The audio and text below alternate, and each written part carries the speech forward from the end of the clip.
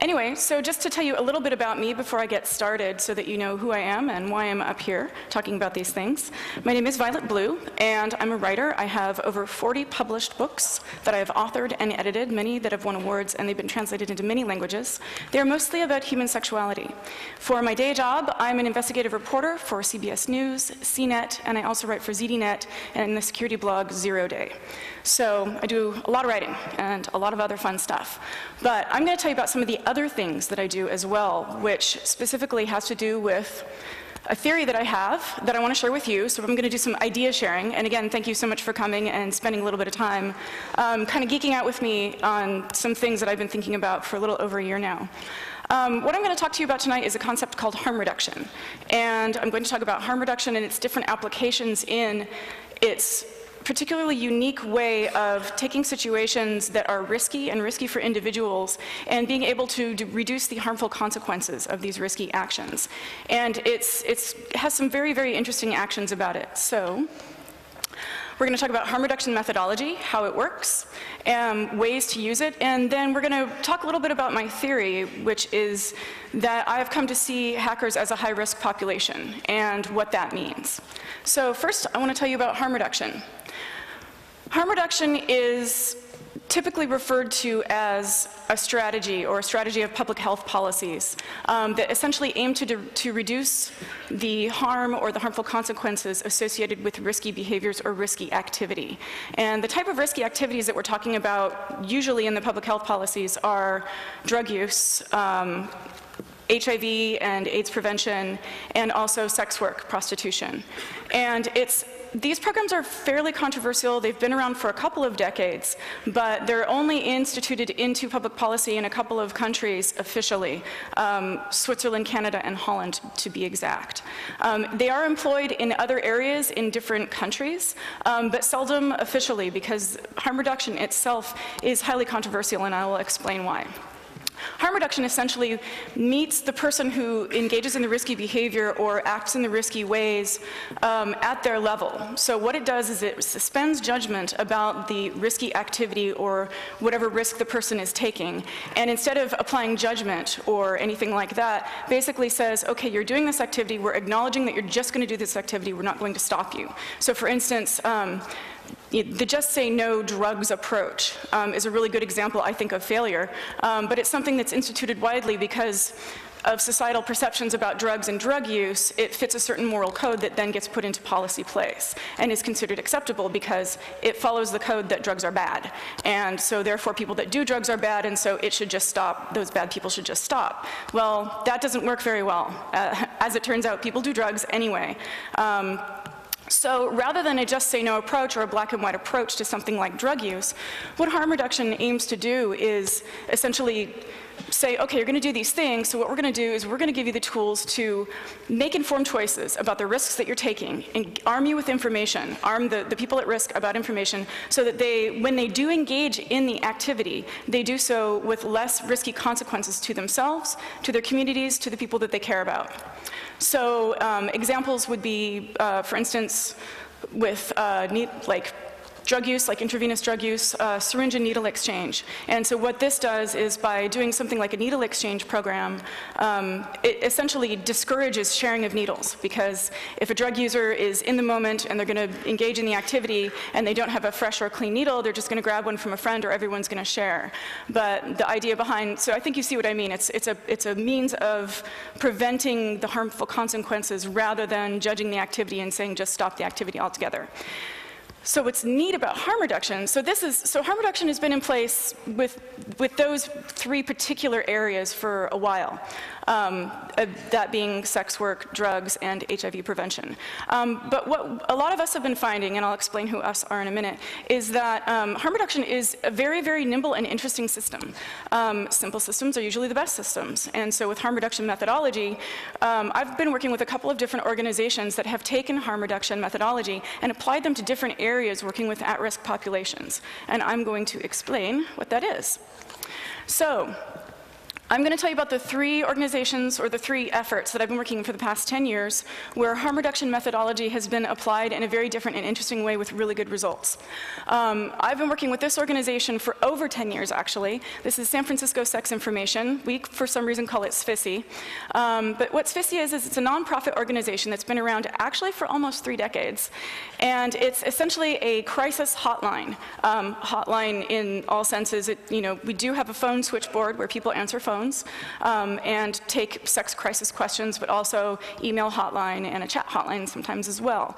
And so what we do is basically we do peer-to-peer counseling. It's anonymous, it's confidential, it's free, and it's non-judgmental. And we are a team of a couple dozen activists and educators in the sex and health space. So I work with MDs, I work with nurses, I work with people who do couples counseling, I work with people who do needle exchange, I work with people who work in women's community clinics, and we as educators get together and we answer phones and we help people, and people call and they'll say, instances can include, I tried this sex act, I got something stuck in this place, do I need to go to the hospital? Or I just had sex for the first time and I can't stop bleeding, what do I do?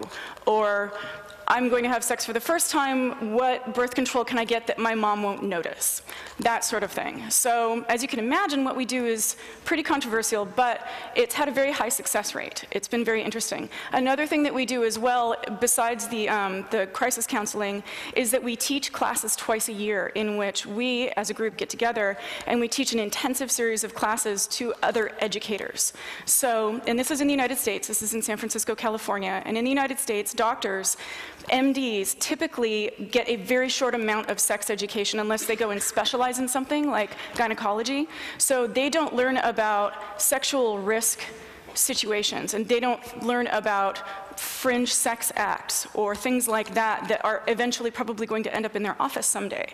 So what we do is we teach classes. They're very small classes. We have to screen and interview applicants. It's a very high demand class. And we teach nurses and doctors and other caregivers how to talk to underserved populations about the issues that they're going to be facing, which include things like sexual fetishes, lesbian, gay, bi, trans issues, just you name it, pretty much everything. And that sometimes also includes talking about things that are risky, things that are illegal, or things that are in gray areas. SFISI in particular has been pretty controversial because not only we're doing it with anyone who calls us, giving out this information in what you probably understand is a very sexually conservative country, at least in terms of policy. But also, we have an interesting way that we apply harm reduction as well, in that we take the harm reduction methodology in that we accept that the people that we're talking to and that we're calling are going to engage in these behaviors anyway. That something like curiosity is not something that is to be shameful or afraid of. And we are finding that, interestingly enough, it turns out when you treat people who ask questions about weird sex acts well and respectfully, and you don't treat them like they're broken or they should be ashamed of wanting to try something different, turns out it actually reduces the harm in terms of the consequences that come up when they decide to take their chances or make their risky choices. If you shame someone about what they're doing, they're going to probably make a bad decision that's going to have difficult consequences for them, infect someone later, or get them hurt somehow. So, like I said, we've had really, really good results. Another thing that we do that's controversial is that we approach the things that we talk about from the perspective that these people are probably doing these things because they're fun, which is a concept that we'll come back to in a little bit. One of the talks that I give, that we give here, I give at Security B-Sides this year in Las Vegas, which is a sex and drugs talk. And that talk in particular talks about a range of drugs, from over-the-counter drugs to prescription drugs to illegal drugs and experimental drugs, what the effects of those drugs are, why people do them, how they feel good to the people that do them, what the negative reactions to these drugs can be, and then how they interact with sex and sexual physiology. So it's not a talk that we can really give anywhere because of the societal views on drugs and sex, especially put together, and that we say people do them because they're fun. So anyway, so another thing that we've been doing at SFISI with harm reduction too that you'll find very interesting is that we also have changed some of the language that we use when we talk to people about these risky acts that they engage in. So rather than saying, if someone asks us a question about something, rather than saying, well, everybody knows that this is good, or nobody ever does that. We say things like some, many, and most. So some people may find that this works for them. Many people try this. And what's interesting is that in terms of behaviors, it mitigates the idea that people are going to have to find a code or a set of ethics in order to understand what works best for them and their communities. So we empower people with sets of tools to be able to make decisions that are best for them, which is why this talk isn't an ethics talk, even though you probably saw in my write-up there are mentions of ethics in it. Harm reduction isn't about ethics. Harm reduction is about non-judgment. It's about making your own set of systems so that you can figure out what ethics are best for you. So another area that I've been applying harm reduction in is complex humanitarian emergency trainings. This is through UCSF's Global Health Program. And what we do is we do a couple of times a year a live action simulation where we get together, we being me and a lot of people who work at UCSF and also people who work with NGOs, non-governmental organizations such as the American Red Cross, Doctors Without Borders, and other organizations. And people fly in to come and teach. And we do live action simulations where we take people who want to go work for the Red Cross and people who want to work at Doctors Without Borders, and we put them through a live-action crisis simulation where we, like the recent one that we did, I think it was about 2 months ago, was we simulated a crisis on the Syrian border where the students or the trainees would have to come in and basically have to help the refugees survive. And they were first on the scene, everything was minimal. What we do is we get the trainees in, they come in for the weekend, they have to give up their entire weekend and they camp on site. They come in, they're given passports, they're given currency, and then they have their first border incident. And it's pretty intense. So they have a border incident and they come in and they're basically put through all of these different live exercises where they have to learn to navigate situations that they're going to be in or may be in. Would they be flown in to take care of refugees on the Syrian border? So they learn how to clean water. They learn how to deal with disposing of dead bodies. One of the things that they do is a wilderness medical training where essentially groups of the students will be put together and then sort of like herded down a road, and they come around a corner. They're not really expecting this. And there are injured people all over the place, and we have great actors that come in and they have fake blood and it's really gory, and there are always gunshot wounds. There are always mysterious trauma, and the situation that they're put in is that they don't know if some of the people there are plants. They don't know if some of the people there are insurgents, and they find out that they are also being watched by insurgents while they're trying to treat these people who are screaming and wailing, and it's very intense. And actually, last time I was watching, time before last that I was watching them do this, I was observing, and I spotted this guy like up in the bushes watching everybody, and it was really creepy, so I took that photo. Another thing that is done during this training is something called Geneva Convention training, where the students are actually abducted. They're bottlenecked, and then they're trapped, and then they're interrogated, and they're tortured. And they have to make serious choices about what type of information they're going to give up and learn how to survive. Mind you, the mock torture is that we have people planted in them that get tortured off-site, and you just hear them screaming. But you get the idea. The part of this that I do is I do a media training. And so what I do is I come in and I pretend that I'm an asshole from CNN, and I interview them because this really happens. So I come in with the badge, the everything, camera, and I get in their faces, and I'm like, where are the dead bodies? I mean, but it's not that simplified. Actually, what I do is I do a series of very specific interview techniques that journalists and reporters use in the field in order to extract stories out of people who are disarmed and extract stories that will bring in high drama for their networks and get them ratings and get them news. And what I do is I walk all the students through all of the situations in which reporters try and trick people into saying things that they don't want to say. And then I teach them all of the techniques that are going to be done on them or might be done on them if they're on camera.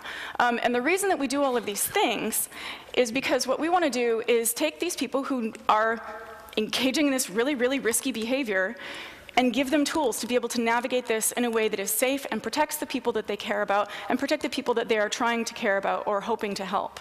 One of the men that I work with he's done a lot of work in Sudan, for instance, and he's one of the field nurses that trains along with us, and he's treated a lot of rape survivors in Sudan, and he explains why this is so important in that he's been in situations where he has had dying patients and has had reporters come in and try and put the cameras in the faces of his dying patients, and he's had to physically remove the reporters and the camera people in order to protect his patients. So these people who want to go do this stuff for a living, they need to understand the risks that they're in, but also be able to have a set of tools with which they can operate in order to navigate and make the choices that are most appropriate to them, rather than, you know, freaking out, or rather than having people try and discourage them from wanting to go and do their jobs, or get on site and have other elements attempt to discourage them from engaging in the behaviors that they're engaging in. So homeless youth outreach is another thing that I've been specifically doing a lot of work in harm reduction in. So you'll see a bit more of a direct model of harm reduction here. And what this is that I've been doing some homeless outreach for the past couple of years in San Francisco, specifically with homeless youth.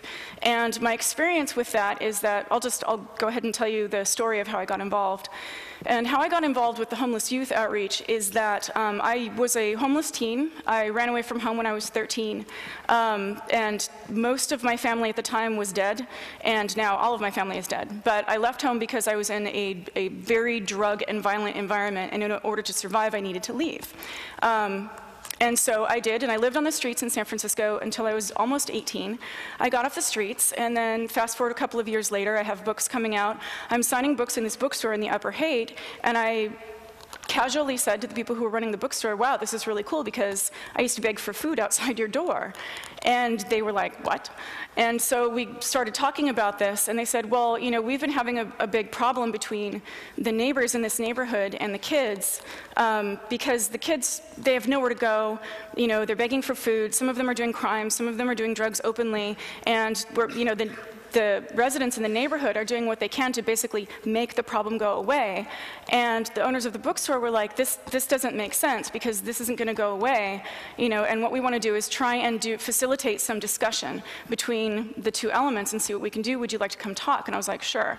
So I went to their first meeting where they invited Larkin Street Youth, which is an outreach organization in the Haight, to talk to neighborhood residents, and it was a shit show because the neighborhood residents were literally these like really, really wealthy older people who were like, these kids should just get jobs, or they should just go home. And the outreach workers that were trying to talk to them from the stage were having a really, really hard time explaining why they give these kids food, and why they give these kids shelter, and why they give these kids counseling, and why they help these kids get tested for STDs and for drugs and things like that. And so what I ended up doing was explaining harm reduction to the wider audience, because that's what they're doing, giving kids sanitary items and things like that that they need. And so lessening the harm done in the neighborhood for the kids being there in the first place. And so that, again, is a completely different way of dealing with harm reduction rather than just the drugs and prostitution programs that are in place. So what I didn't realize was that after 10 years of doing all of this work, dealing with all of these at-risk populations and helping reduce the risk of the consequences and remaining really, you know, keeping the non-judgmental approach going with all of this stuff, was that in my personal life and in my world, the people that I consider my family, my friends, and people that I love, hackers and people in the security industry, are actually an at-risk population too. And what triggered it was something that happened about a year ago in November. And I don't know if you guys remember this or not, but a year ago, November, there was a high-profile suicide. A founder of a startup company that was intended to be a social startup committed suicide, and it was about 5 days after a Wall Street Journal article had come out suggesting that the startup that he and his co-founders had founded was a failure, and his body was found 5 days later in his San Francisco apartment. And this, of course, was very upsetting and very shocking for a lot of people. And what it did was it raised awareness about what the issues are for people who work in tech, specifically hackers. And you know, what type of mental states, what types of pressures they're under.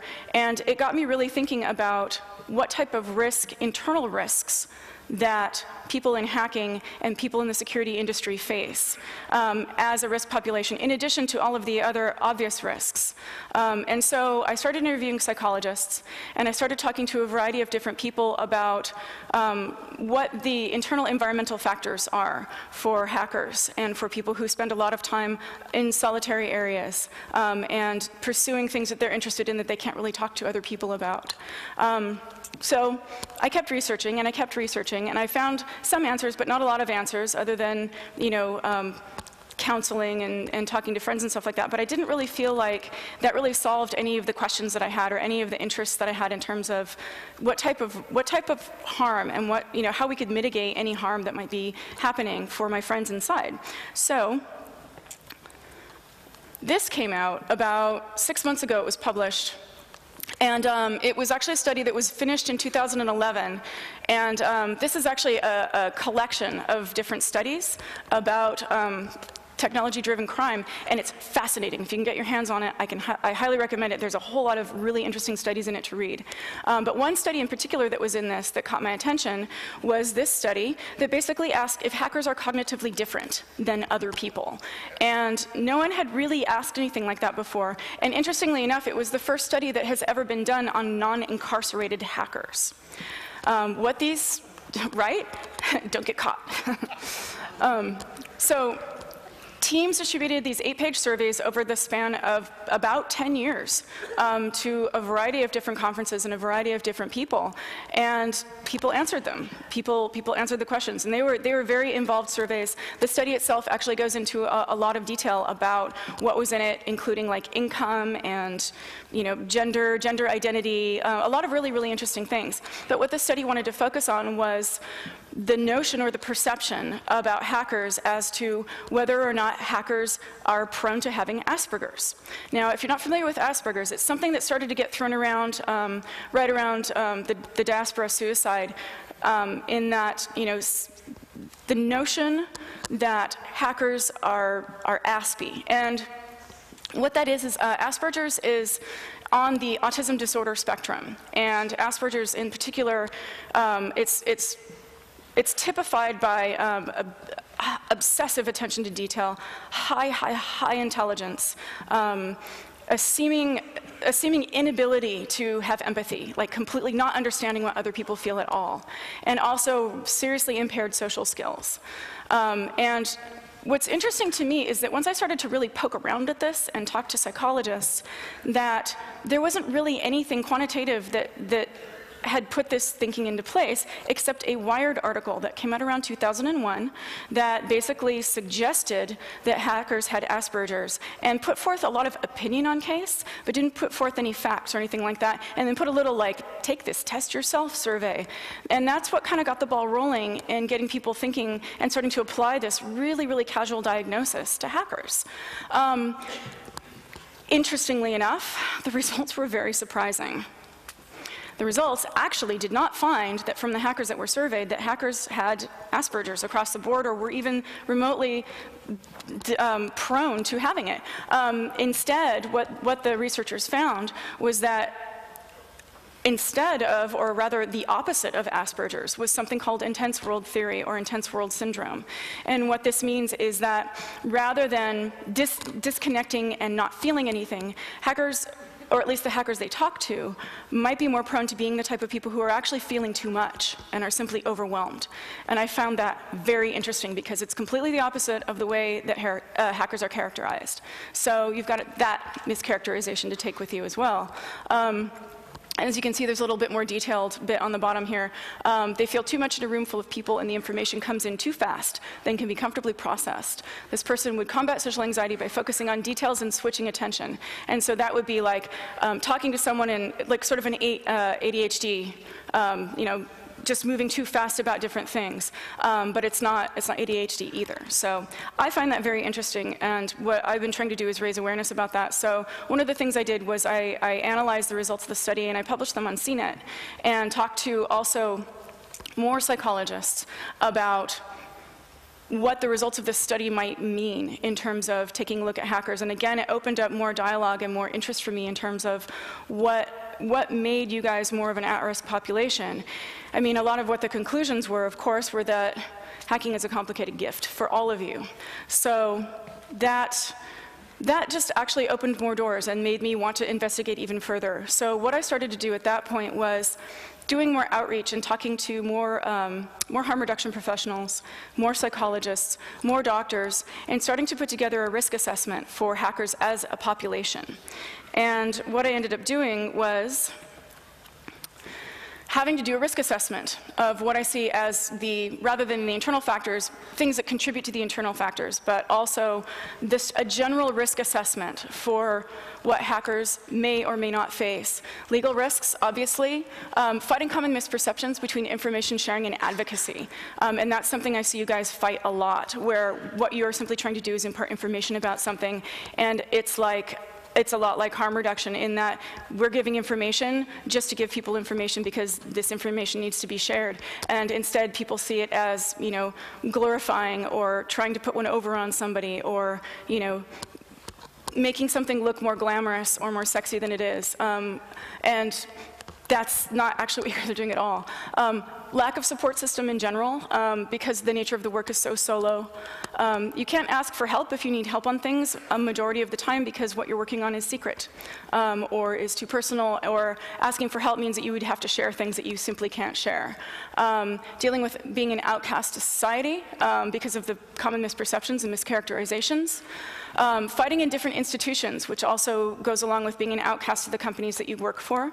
Again, it's no one listens to hackers, so that's not easy to deal with at all. Limited communications in terms of the ways that you can communicate about what you're doing. Channels, whether they're insecure or not, who's on them, who you're talking to. It invites a level of day-to-day paranoia. Again, hackers are culturally diverse. They may not be working in the same language of their targets or their allies, so there can be miscommunication around that. Some hackers are more at risk than others, especially ones who have exceptional talents or exceptional access, because it makes you more of a target. You're engaged in high-stakes behavior. The high profileness of the information that you have or need to contain adds another level of pressure that you're under. You have the inner risks, which is a lot of what I've been analyzing for the past year and talking to psychologists about. You also have the pressure of doing things that you know are going to affect lots of people. And at the same time, even in your own communities, you're in this sort of moral universe where there's a lot of fronting, or you play or you get played, you secure or you get secured. So this is what I'm relating, and this is a risk assessment that I'm talking to healthcare professionals about and psychologists. And the reactions I got from them were so sobering. So one of the psychologists I talked to, I described this as a risk assessment, and the psychologist basically, there was a pause, and he said, "You're describing people who are going to war." And another one said, oh God, she was really overwhelmed, actually. She said, "It reminds me of something that we have," she said, "First of all, this reminds me of espionage and espionage psychology and what people deal with when they are working in the FBI or when they're working in different areas of espionage where they have to lead double lives." And of course, she did a ton of research and tried to find as much information as she could for me. She works on the California State Ethics Board and trying to get information about espionage psychology, and it is very difficult to get, as you can imagine. But she said at one point, this reminds me of something that psychologists deal with as well, which is basically the long-term effects of being secret keepers. And I was like, what are those long-term effects? Are we talking about something that would be along the lines of PTSD? What are those effects, and how would we cope with those? And she said, well, in psychology, we call it compassion fatigue. And she described it as basically being secret keepers and having all of this information and all of this stuff to process and all of these feelings, but not being able to share them or relate to them, and also not being able to talk to anyone about any of it at all. And I was like, well, obviously it's not exactly like compassion fatigue, but how do you deal with compassion fatigue in the psychology profession? And she said, well, it's the usual things. It's get exercise, spend more time with family and friends, and work less. And I was like, that doesn't apply at all. I'm like, I can't tell hackers to work less. I'm like, look, these people work in 24 or 48 and longer hour cycles without eating, without sleeping sometimes. And that's just the nature of the job. And you can't tell these people, like, you can't say, oh, you should do that less, because this is who they are. And it's important. It holds them together. And so there's been no work done in this area in psychology at all, which I find absolutely fascinating. And so what we then decided to do in more series of phone calls and discussions and meetings was to try and take a look at other populations that hold similar risk levels and risk assessment values as hackers, as in the areas that we've discussed here tonight, to try and find other populations that basically self-apply harm reduction or have harm reduction models in place that mitigate the risks or reduce the consequences, the harmful consequences of the risk that they have by nature for who they are.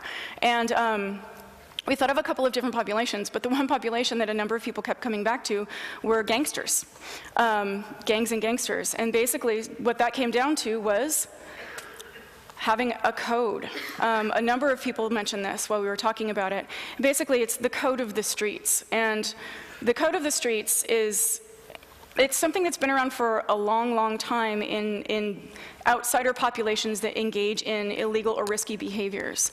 And essentially what these populations do is they create their own codes, not necessarily of ethics, but sort of rules to live by that help them not get caught and help them make the best choices for themselves and their work and for the people that they care about. And the code of the streets is a lot like that.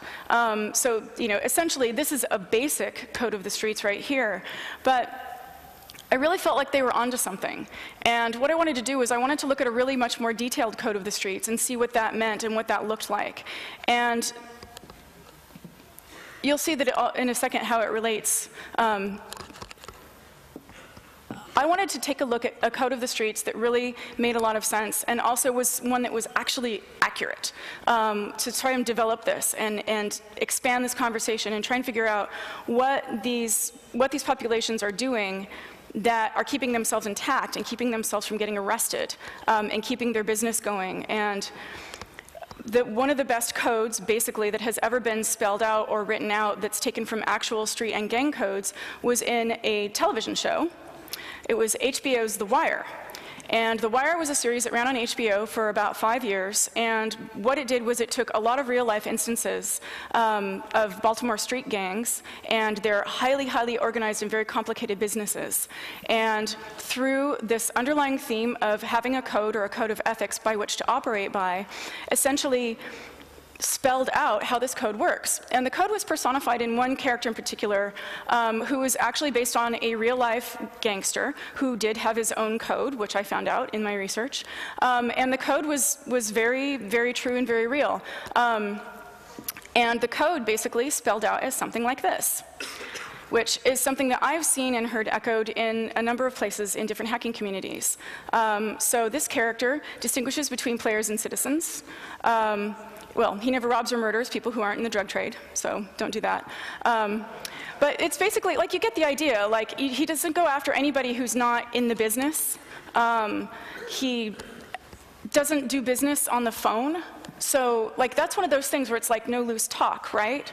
And he also, looks out for, it's the whole, like, look out for your own thing, taking care of the people that you run with, taking care of your brand, not trusting anybody, being really, really careful where you go, not telling on people, no snitching, like that sort of thing. So it's very, very interesting, and I think that there might be some, like I said, this is an idea share talk, so there's some things in here that you might want to, I don't know, it's just kind of fun to think about. So with that, and then after we were talking about that, what we did was we want to kind of take a look at some real-life instances that hackers may or may not find themselves in that have interesting applications of harm reduction. And thank you for being so patient, listening to me talk about all of the other harm reduction stuff to get to this point, because I wanted you to see all the different ways that it works and can apply. So one way in which the failure of anonymity policies I think that's a great example. And by that, I mean anonymity policies as in anti-anonymity policies.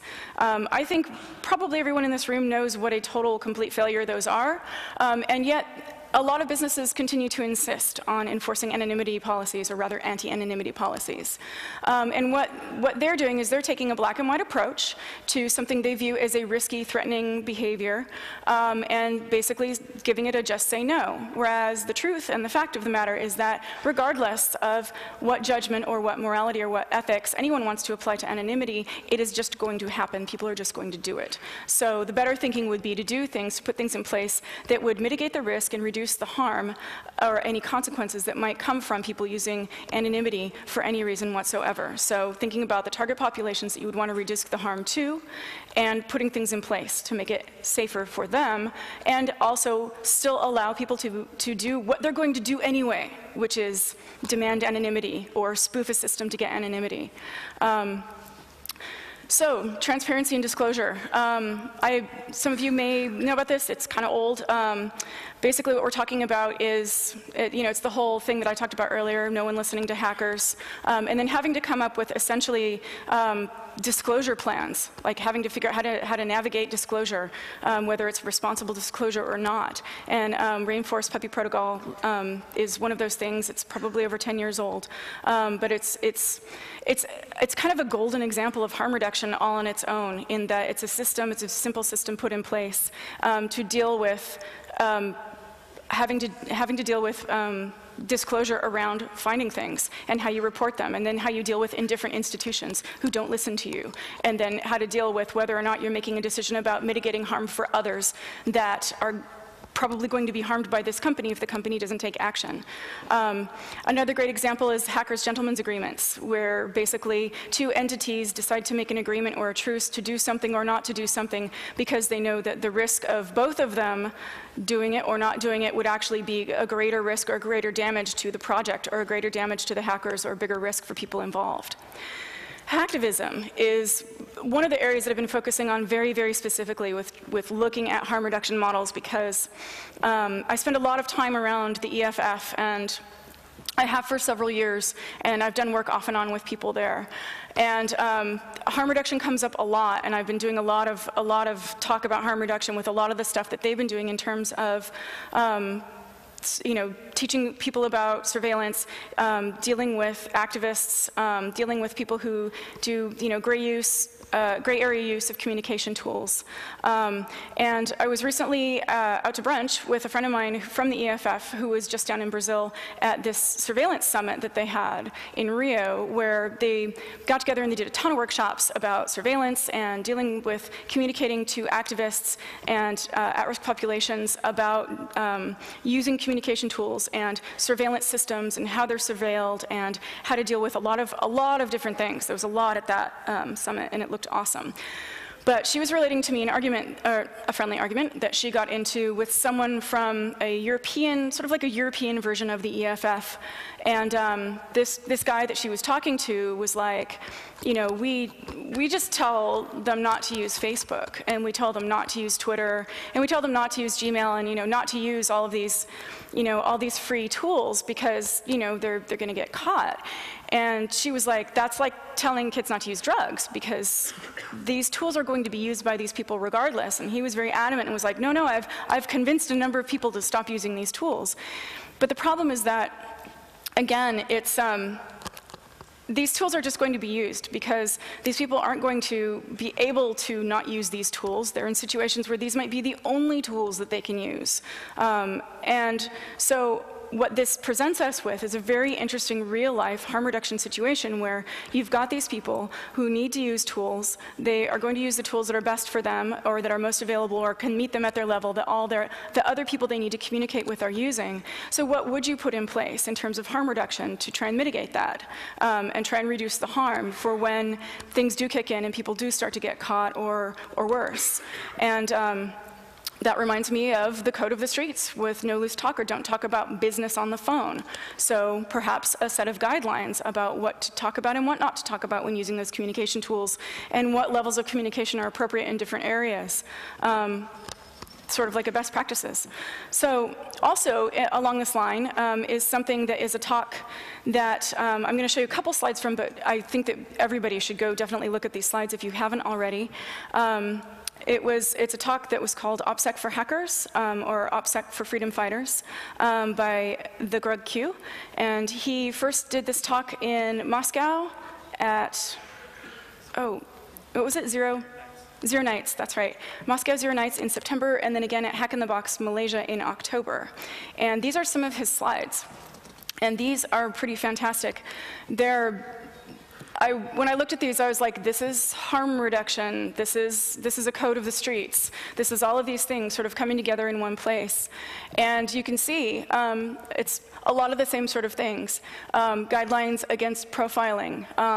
Do not discuss personal information in the chat. Like, there's a great example of harm reduction about people who are going to use these tools anyway, even though the activists, the activist advocates are telling them not to, they're going to use them anyway. So there's one direct instance of being able to apply something that mitigates potential harm. And definitely go and look at this talk. There's a lot more of this in that talk. And this is something I think that should be shared far and wide as much as possible. So there's no neat ending to this talk. I don't have a call to action for you. This is, again, like I said, it's an idea share about something that I've been researching and I've been working on and talking to a lot of professionals about. And, this isn't a pitch for anything. This isn't, go read these articles or go buy this book. This is just imparting a set of ideas and wanting to talk about hacker populations at large, about harm reduction and different tools that can be put in place in a way that doesn't judge what anybody does one way or another. Simply says you're going to do this stuff, do it well, do it the best that you can, stay sharp, I guess, okay, if I had a call to action tonight, this is second night of the conference, it's the weekend, so yes, go get wasted. Don't get wasted and drop O-Day, right? That's harm reduction. So I'm going to be around the conference for the whole rest of the time. If anyone has any questions, please come talk to me. Come talk to me anytime, or you can email me. And do we have time for questions, or? Of course we have time for questions. Oh, good, okay. Awesome. Okay, so thank you. Please give her a bit of applause.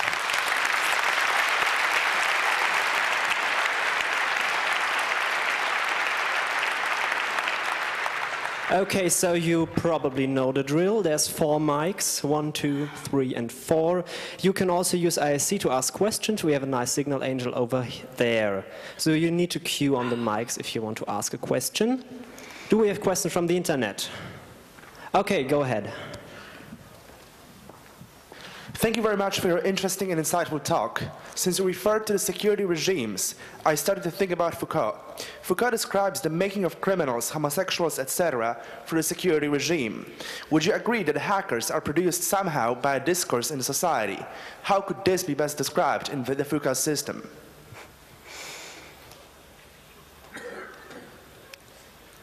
Can you simplify the question?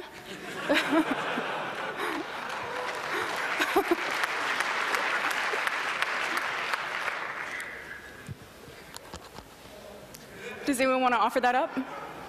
The question came from the internet, so I'll attempt to try to explain perhaps what I think the question is, but really the original person asking the question should be the best person to ask it in a more simple manner.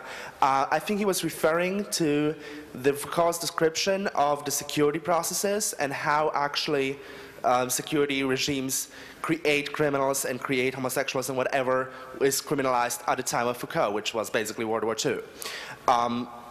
In that context, the original question was whether you would agree with the idea that hackers, as a community, as hackers, are produced somehow by a discourse in a society.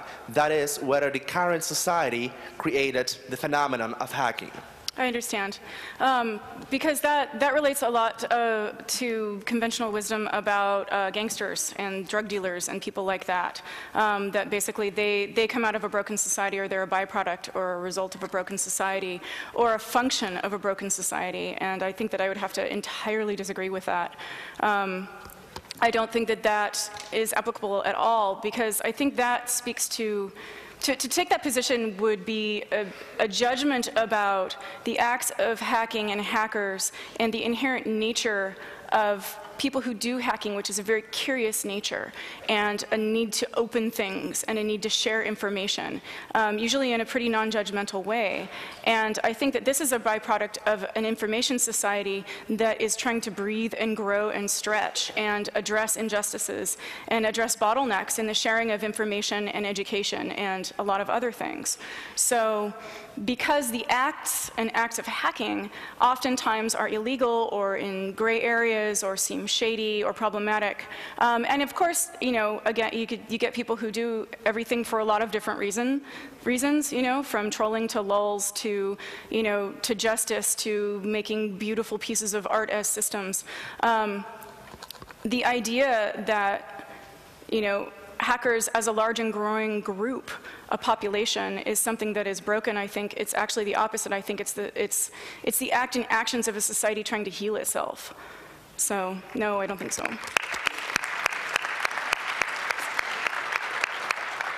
Thank you. And now mic 1, please. Howdy. Hello. So I figure that people in harm reduction, educators, people coming into communities, are initially seen as outsiders.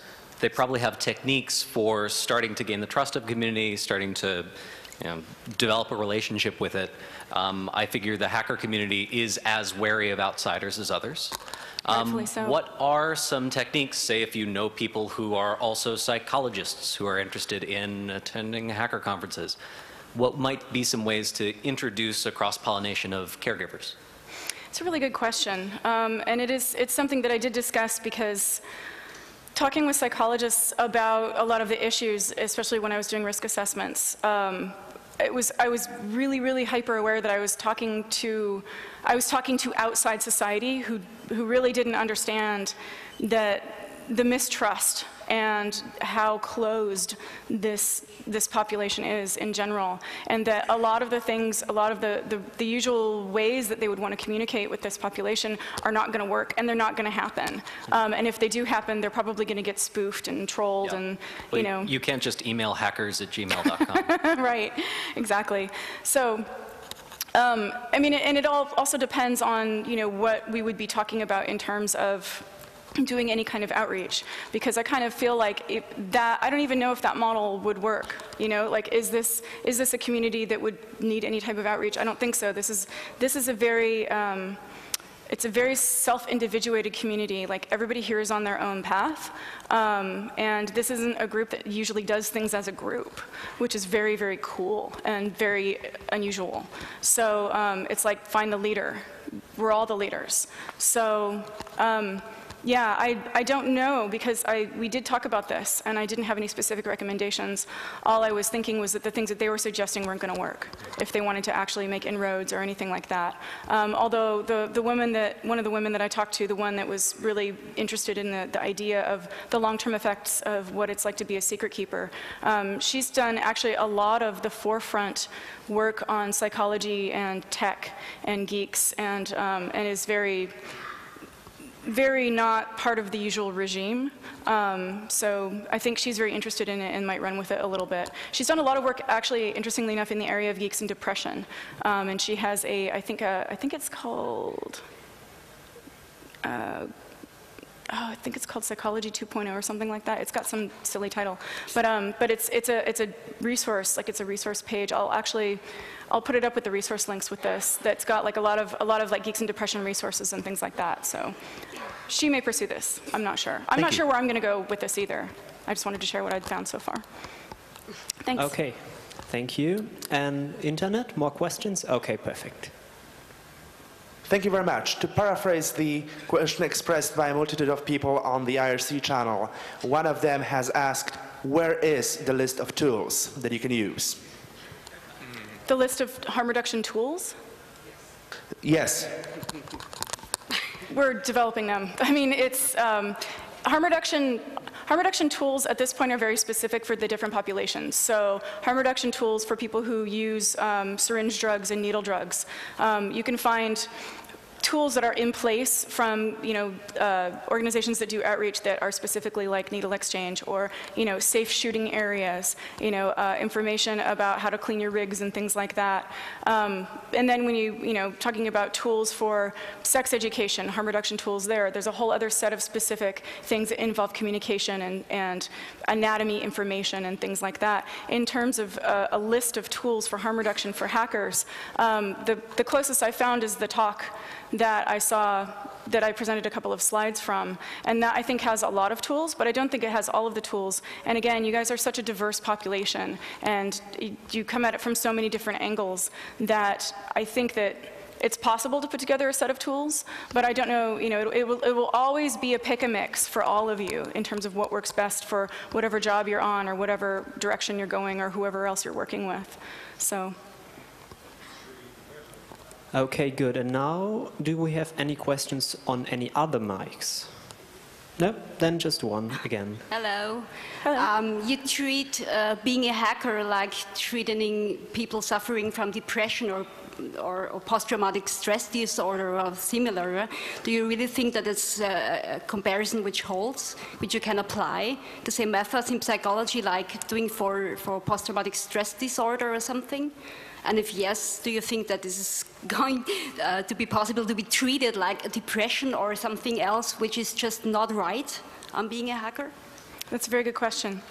I think it's a mischaracterization that I hope wasn't communicated in that I intended to examine hackers as a depressed population, because I don't think that. What I intended was to tell the story of my investigation of this, beginning with the suicide that happened a year ago and the issues that came up. And the reason that I made the choices that I did around the way that I investigated it was because I wanted to look at it from an approach that would be typical in society. So, and this is what I end up doing a lot in journalism, where I know how I want to research something, I know how I want to talk about it, I know how I want to tell it, but what I need to do is step back and take a look at it from the way the medical community would address it, and the way that it will be, the way it'll be spun in media, and the way that people will want to look at it and treat the subject or treat the topic. So that's why I wanted to go the route of talking to psychologists. But that's also why I also wanted to talk to people in harm reduction, because in the harm reduction arenas, we don't see people who are interested in sex, we don't see people who engage in risky behaviors of any kind as people who are damaged. We don't see them as people who are broken, and as I said earlier, as a matter of fact, when you treat people like they're not broken who are doing risky behaviors, the harmful consequences of what they do get reduced, and they get to do the thing that they want to do, and they get to do it well, but they don't, sustain any harm from it, or they sustain less harm, or they impart less harm to people around them. And my fear and my worry is that at some point, just as with sex, like, in the United States, we're dealing with this constant bullshit of people trying to say that there's such a thing as sex addiction, or there's such a thing as porn addiction. And there are churches that put out fake studies that support evidence about the damages of pornography to society, and news outlets get this stuff and they spin it and they report it, and then people start to believe it and take it as fact, and it starts making its way into legislation. And it really makes me upset, because sex addiction isn't, and porn addiction isn't actually an addiction. It's not anything that's classified. There's nothing to support this. But what we have is a groupthink that watching pornography is a disease that must be treated. So what's the disease in being a hacker? I don't think there is one, but my concern is... You treat it like one, actually? I don't think I do. Okay.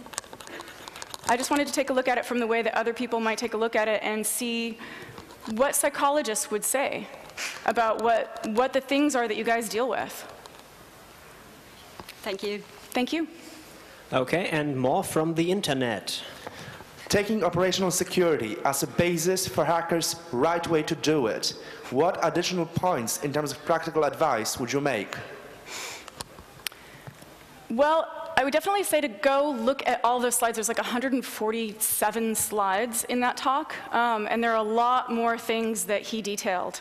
And that OPSEC for Hackers talk is fairly complete. And that's something actually that when I was talking to the EFF about coming here and talking about harm reduction, they referenced that talk quite a bit as an essential in all of it.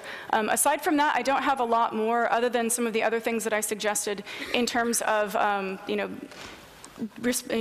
responsible disclosure policies and taking a look at other types of agreements or sort of things that people have had to make on the fly to set up a simple system in order to deal with tricky things that need to be resolved and get through them in a way that's safe. So I don't have much more to offer than that, unfortunately, at this time. Okay, and now you, please. Okay. Hey, Violet, first, thank you so much for this talk. Thank you for bringing it to the Congress. I think this is a very important topic. And also, I wanted to thank you for mentioning Ilya, because his suicide hit a lot of people in the community. Another person within the same time frame was Len Sassaman, a good friend of mine, and I feel both of them were actually I would say similar societal issues affected them, in different ways, of course. So coming at it from what it seems to be in part maybe a situational depression type dynamic, I'm curious to use a metaphor in a sense. I imagine that most of the people in this room were perhaps one of the smartest kids in their classroom growing up. And I can imagine all the social dynamics which arose from that, maybe other kids being jealous or just not understanding, things like that. I'm curious, has anybody looked at, to extend the metaphor a bit, different classrooms in different parts of the world to see if those classrooms had different social dynamics and whether any of those dynamics bred maybe healthier environments for people or not? I don't know of anything like that. I know that there are things like that, but specifically education, that type of education isn't something that I've done a lot of work in. I've mostly done outreach to schools, but I haven't done, and I haven't taken a look at any of the environmental factors growing up or in educational systems. Just conventionally speaking to the hackers that I've talked to, it's been varied, and a lot of people with exceptional talent and exceptional intelligence have, by and large, from what I've seen, either excelled or have been put into remedial programs. So those challenges start early, for sure. Okay, thank you. Thank you. Okay, we finally got a question from Mike 4. Hello, I missed the first part of this talk, so sorry if it is, if maybe I could have spared this question. And it's something that may be really obvious, so again, sorry. You said that there is no such thing as porn addiction. And okay, but still when you when you use porn, you are like using 1 hour, 2 hours, more or less, it depends, of your life on that thing. And at the end, you could have used the time to do a lot more productive things, useful for other people. And when you have done it, you don't really feel satisfied with yourself. And on top of that, if you can say, but you still watch films and other kind of entertainment, that's true, but like if it's an horrible film, I can just stop watching it. And with porn, it's a little bit different. I mean, my brain is override, and when you start to get excited, obviously your hormones say to you that you have to go on until you jack off. And so I hate to interrupt you, but this talk isn't actually about pornography. Yeah, sorry. That's okay. But you... You can always just find her contact information and just argue on Twitter if you want. I'd be delighted to answer your question, but perhaps at another time. Okay. Thank you. Okay, what I was about to say is that this thing seems to be a little bit like addiction, but maybe it's just my flow point of view, so okay. Thank you. Okay, thank you. And now Mike 1, please. Okay, yeah, so when you talked about the concept of harm reduction applicable in other places, I thought, and not judging people, I immediately thought to a conversation I had yesterday with a guy who had an iPhone, an iPad, and a MacBook, and I asked him, why do you have all these devices? And his answer was jailbreaking. So I would think that is harm reduction. I mean, we don't judge those addicts even they themselves know that they are harmful effects, risks, or if you free data from the cloud, for example, people know that and they take the risk.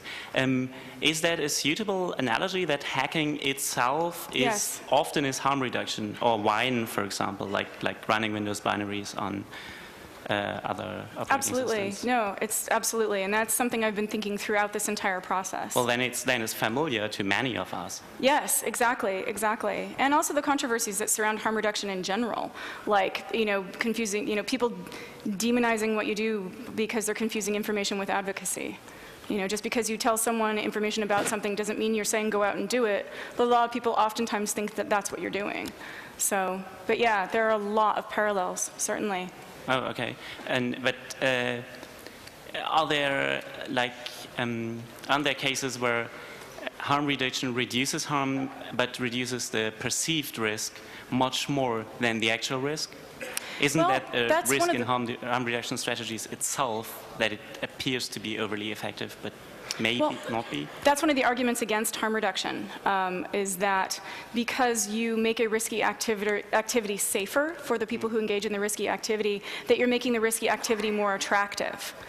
And I think that because the activities that we're talking about are activities that are sometimes taboo or go up against societal beliefs or religious beliefs, I think that that's up for discussion, because I don't think that that is something that you can necessarily say is black or white. Or maybe we as society even want it. Like seat belts have made driving even safer, but and horse carriages are probably much more safer because they don't go as far. But we as society have decided that driving is safe enough. Like there are several thousands of deaths every year, but it's safe enough that we can take it. Well, it's interesting that you mentioned seatbelts, because when people usually describe harm reduction, they mention seatbelts. So that's. Then it's not interesting. Yeah, it's not as interesting, exactly. But I mean, it's, not having judgment about these things also doesn't mean there are no boundaries. And I think that that's a common misnomer as well, so. Okay, I'm sorry, but we're going to have to end now. We're running out of time. Thank you very much. And once again, just give me a minute. Okay.